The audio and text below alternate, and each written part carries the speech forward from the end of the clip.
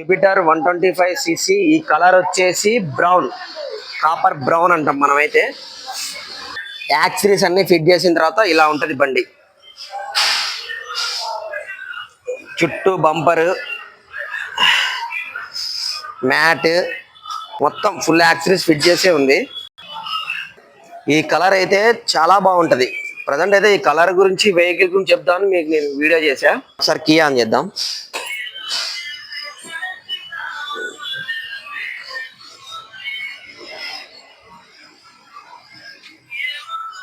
Indicator looking చూడండి ఎంత బాగుందో. ఫ్రంట్ డిస్క్, డిక్కీ స్పేస్ ఎంత ఉందో చూద్దాం ఒకసారి.